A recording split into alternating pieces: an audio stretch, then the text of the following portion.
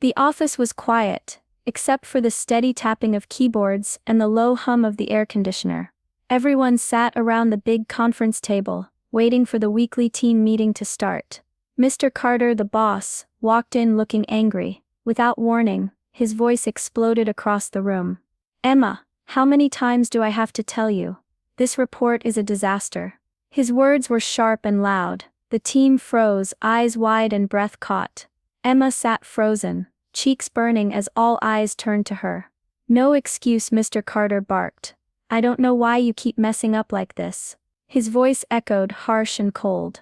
The whole office went silent. No one dared to say a word. Then something shifted. Emma's hands trembled, but she slowly stood up. The room held its breath. Everyone's eyes locked on her. No one expected what she was about to do next. The office was a busy place, with desks spread out in rows and people quietly working on their computers. It was the kind of place where everyone tried to stay out of trouble and just do their job. Emma had worked there for 3 years. She was quiet but kind, always ready to help when someone needed it. She never asked for attention or praise, she just wanted to do her work well. Mr. Carter was the opposite. He was loud, quick to anger, and didn't care who he hurt with his words. He was the boss, and everyone knew better than to cross him. In meetings, he often raised his voice and pointed fingers at people when things went wrong. Most of the team felt scared of him. They didn't want to get on his bad side, so they kept their heads down and said nothing. Emma tried her best to stay out of trouble, but lately it seemed like Mr. Carter had started to pick on her more than anyone else. Even when she worked late fixing problems, he found reasons to criticize her in front of others. The team saw it but didn't speak up. They were afraid of losing their jobs or making things worse. One of Emma's few friends at work, Maya, warned her to be careful. "Don't make waves," she said quietly. "It's safer to keep quiet." Emma felt alone, stuck between wanting to speak up and the fear of what might happen if she did. Emma stayed late almost every night, fixing mistakes that weren't even hers. She made sure the projects were finished on time, even when others didn't pull their weight, but no one thanked her.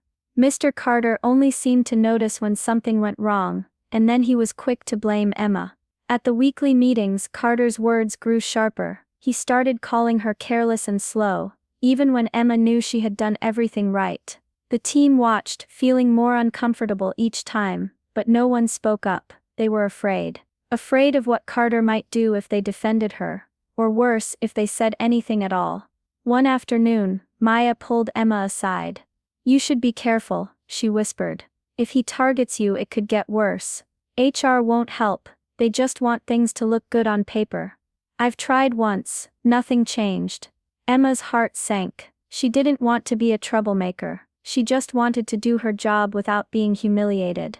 But something didn't feel right. Why was Carter singling her out? What did he want? Emma started to pay more attention to every meeting, every word. She kept quiet, but inside a storm was growing. The tension in the office became heavier. Everyone was waiting for something to happen.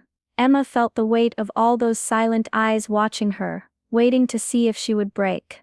The next team meeting started like any other. Everyone gathered around the conference table, some with tired faces, others trying to look busy on their laptops. Emma sat quietly, hoping the meeting would pass without incident. But Mr. Carter had other plans. As soon as the meeting began, he slammed a report down on the table. "Emma," he barked, "this is all wrong. How could you let this happen? It's embarrassing for the whole team." Emma's heart pounded. She looked up, confused. She knew she hadn't made the mistake. It was someone else's error, but Carter didn't care. "You're incompetent," he said loudly, pointing at her. "I don't know why we keep you here." The room went cold. Everyone stared at Emma, some looked away, uncomfortable. Others' faces showed shock, but no one spoke. Emma's hands shook. Her throat felt tight. She wanted to say something, but the words caught in her mouth. "Maybe you should consider if this job is even right for you," Carter sneered. The silence stretched heavy and painful. No one moved, no one breathed. Then Emma did the unexpected. Slowly she stood up. The room held its breath. Emma's voice was calm but firm. "I'm done being silent." She looked straight at Carter. I have proof. Emails, messages, everything. I reported this 2 weeks ago. Whispers rippled through the room. Mr. Carter laughed nervously. What proof? You're just trying to make me look bad. Emma didn't back down. She held her ground, waiting. Then Maya stood up beside her. I have screenshots too, she said quietly. One by one, other team members began to rise. The office, once silent and frozen, was now buzzing with a new energy, a force that Carter had never expected. Emma's calm words spread through the room like wildfire. The tension shifted, crackling with something new, hope and courage. One by one, more teammates stood beside Emma. Each person shared their own stories, their own proof. Screenshots of cruel emails, messages where Carter belittled them, even recordings of his angry outbursts. The boss, who once ruled with fear, now looked trapped and unsure. Maya's voice was steady. We're not alone. He's treated all of us this way. The team, once silent and scared, found strength in their shared pain. Emma's quiet bravery gave them permission to speak. The office that had felt cold and unsafe was now alive with voices united. Mr. Carter tried to laugh it off at first. This is ridiculous. You're all lying. But his confidence cracked under the weight of the evidence. His usual loud voice became shaky. Emma kept looking at him, her eyes steady. It's over, Carter. We've made the complaint. The lawyer is involved now. The room held its breath again. Then, in a sudden twist, Carter's face paled. He realized this was bigger than just Emma's complaint. It wasn't just one person standing up, it was the whole team. Suddenly he wasn't the boss anymore. He was the one on trial. The employees watched as HR representatives appeared in the doorway, called by the growing number of complaints.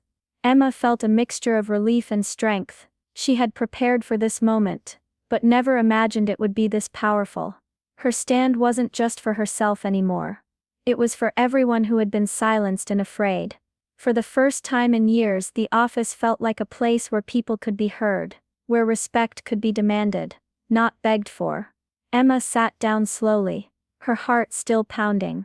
The fight was just beginning, but now she was not alone. After that meeting, things changed fast.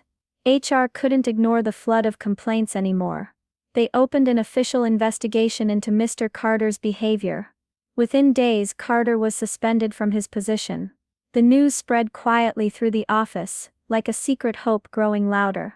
Employees whispered about what was happening, sharing stories they had never dared to tell before. More and more people came forward. They spoke about the years of fear, the late nights fixing mistakes that weren't theirs, and the constant pressure to stay silent. Emma wasn't the only one. The whole team had suffered. Emma was offered a new role in another department, one with more respect and better leadership. She hesitated at first, but accepted, knowing it was a fresh start. The company promised to make changes, to create a safer, fairer workplace. Meanwhile, Carter tried to hold on, but the evidence was clear. After a few weeks, he quietly resigned. No big announcement, no fight, just a silent exit. The office began to feel different. People smiled more, shared ideas openly, and stopped looking over their shoulders. The fear that had hung in the air for so long was finally lifting. Emma's courage had sparked a change no one expected. By standing up, she showed others they didn't have to stay quiet. Together they had turned the tide. The scars remained, but the team knew they were stronger now. The silence was broken. The bullying had ended, and for Emma that was worth everything. Sometimes one person standing up can change everything.